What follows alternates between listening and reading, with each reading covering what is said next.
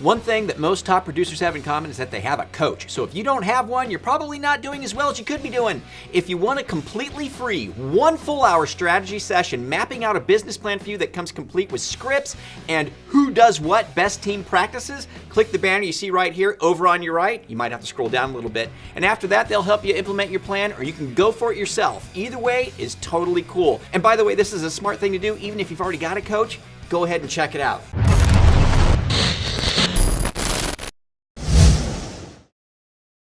The National Association of Realtors, or the NAR, as they're known as the NAR, Frank. Yes. The NAR has announced that its longtime senior vice president and chief lobbyist, Jerry Giannavelio, will retire at the end of this year. Okay. He's been a lobbyist for 37 years. Now, Frank, can you imagine 37 years as a lobbyist? How many lap dances this guy has paid for over nearly 4 decades? I bet he has a special booth at every DC strip club. Working with this guy. Always fun. Okay, so at the NBA secondary conference, they're saying inventory continues to plague the market. Duh. I know, it's mind-blowing, right? Glad I didn't spend that $1,400. Right. But does it surprise you that the average square footage in new home construction is 2,600 square feet? Damn, that's big. That's big. Now, am I off base, or does that seem a little it's big to everybody, Seems right? Big to me.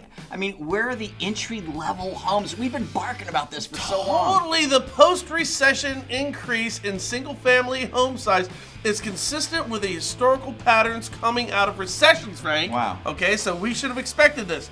Typical new home size falls prior to and during a recession as home buyers tighten their budget, and then sizes rise as high-end home buyers who face fewer credit constraints return to the housing market in relatively greater proportions. So we have a precedence for this, but it seems to me there's a problem. That's just too big. Yeah, it's interesting. So home builders build big homes when demand is high, which makes sense, Sure. right? Because they get more money anyway. Now, if they can only build so many homes, Right. why not build giant homes and get as much money out of each unit? Right. It totally makes sense. So it still doesn't help first-time buyers who've been priced out of quite a few markets, and frankly, isn't great for housing overall.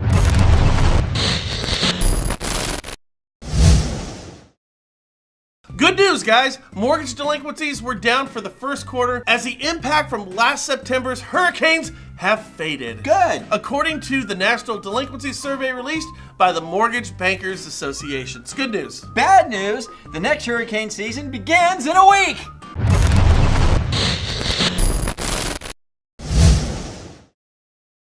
San Francisco is declared one of the world's filthiest slums, with slums worse than some that are in India and Kenya. Now, I'm wondering, how bad do those slums in India and Kenya have to be? Because I've seen the ones in San Francisco, like, really recently, and the city of romance has turned into a dump, or as our commander-in-chief might say, a shithole. Seriously, guys, if the shoe fits you, come on.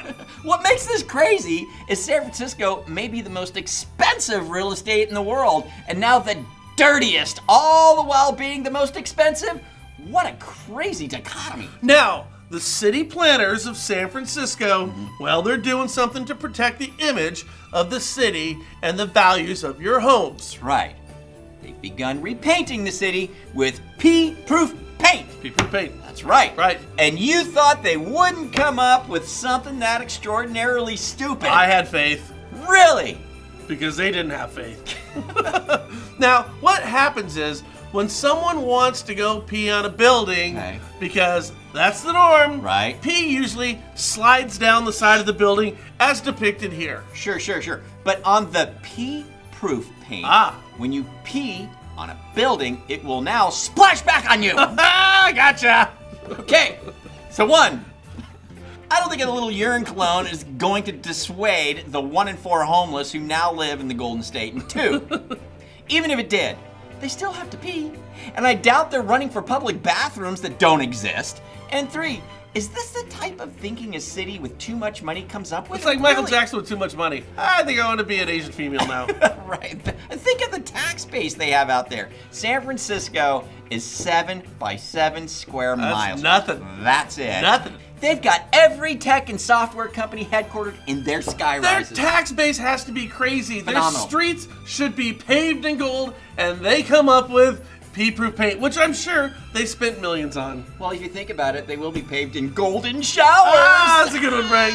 You know, guys, here's what we do here. For the most part, we look at real estate and lending, and we find some absurdities out there. Right. And we try to bring them to you, put a smile on your face, let you know what's going on with some Sure. sales nourishment. Yeah. But when it comes to the absurdities, I mean, sometimes when you wake up, don't you just wish that our industry leaders and our politicians would just try to make it hard on us to try to figure out a story for a change?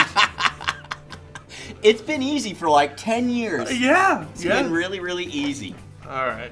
Anyway, you guys have a great day. Leave us your comments down below. Forward, share, subscribe. We'll share. catch you later here at the National Real Estate Post. Sharing is caring. Sharing really is caring. Thank you. Oh, them golden showers. Oh, them golden showers.